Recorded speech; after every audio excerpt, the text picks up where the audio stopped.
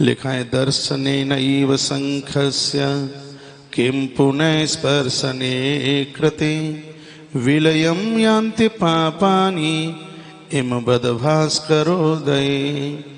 इस भूमि में यदि कभी कोई आत्महत्या करके मौत को प्राप्त हो गया हो, इस भूमि में कभी किसी को सर्प के दंशन से मौत हो गई हो, बिजली के करंट से, दीवालों को गिरने से, नदी का पानी बढ़ के आया हो और इस जगह पर कोई डूब के खत्म हो गया हो, आंधी हवा बयार तूफान में पेड़ ऊपर गिरने से इस जमीन पर कोई खत्म हो गया हो, किसी हिंसक पशु ने अपने सींग की नोक से इस प्लॉट में जहां ये मकान बनाए, भवन बनाए, किसी हिंसक पशु ने भी यदि उसको खत्म कर दिया हो, या कहीं किसी व्यक्ति ने किसी आदमी को मार के और इस जगह पर गाड़ दिया हो, तो ऐसी तमाम चीजों से धरती में दोष आ जाता है।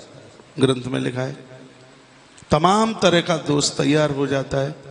लेकिन यहाँ इस ग्रंथ में लिखा है कि दर्शनैनैव शंखस्य किं पुनः स्पर्शने कृते विलयं यान्ति पापानि हिमवद भास्करोदये। लिखा है कि इतने अपराध हैं जमीन में, लेकिन जब आपकी पूजा में ये शंख है, उस शंख का नित्य दर्शन करते ही विलयम यान्ति यानी पाप वहां से भाग जाते हैं। और क्या पापानी हिमवद भास्करोदये। लिखा है जैसे भगवान सूर्य के उदित होने पर अंधियारी रात का पता नहीं लगता, उसी प्रकार से जिन घरों में शंख है वास्तु दोषों का ऐसे ही पता नहीं लगता, वो सब समाप्त हो जाते हैं। ये इतने अभी मैंने एक मृत्यु के कारण बताए वो इस ग्रंथ में है। इस तरीके से कोई मृत्यु हुई इस जगह पर, तो शंख की ये महिमा, ये विशेषता है कि उस मृत्यु दोष को शंख उस जगह पर रहने नहीं देता। और क्या लिखा है आगे बताया गया है कि नत्वा शंखम करे धृत्वा मंत्रे भ्रस्तु वैष्णव यस्नापयति मां भक्त्या तस्य पुण्य अनंतकम।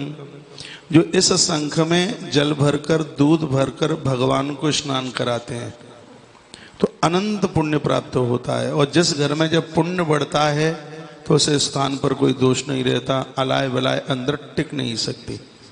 पुण्य क्षीण हो जाते हैं तभी तो पाप हावी हो जाते हैं।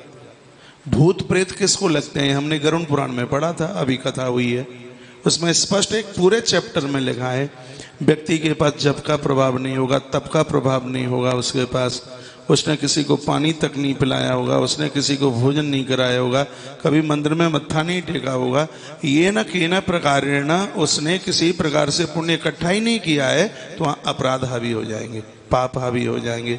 जिनके पास भजन का पलड़ा भारी है, पाप उनको छू नहीं सकते बिल्कुल भी। भूत प्रेत अलाय बलाय ये सब उन घटिया किस्म के लोगों को लग जाती है जिनको अपराध, जिनके हाथ तांडव नृत्य कर रहे हैं। ये गरुड़ पुराण में लिखा था, हमने बोला भी होगा। तो घर में जब पुण्य बढ़ता है, पुण्य का प्रभाव बढ़ता है, तो वहाँ अपराध बिल्कुल गौड़ हो जाते हैं, अपराधों की वहाँ चलती नहीं है। मैं आपको कोई बहुत बड़ा प्रवचन सुनाने को नहीं बैठा हूँ, प्रवचन करने के लिए मेरे पास पूरा दिन होता है। यहाँ मैं कुछ चीप बातें, कुछ मुख्य बातें आपके बीच में रख रहा हूँ। लिखा है नत्वा शंखम करे धृत्वा मंत्र रे भेस्तु वैष्णव यस्नापयति मां भक्त्या तस्य पुण्य अनंतकम।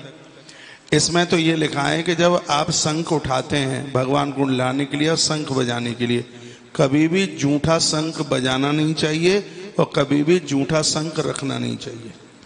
जो शंख बजाया जाता है उससे भगवान को निलाया नहीं जाता, और जिस शंख से भगवान को निलाया जाता है उस शंख को बजाया नहीं जाता।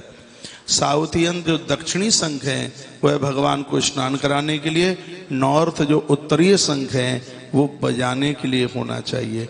शंख के द्वारा उस घर परिवार को, लिखा है इसमें पुण्य अनंतकम, घर के दोष समाप्त होते हैं और उस परिवार को अनंत पुण्य मिलते हैं।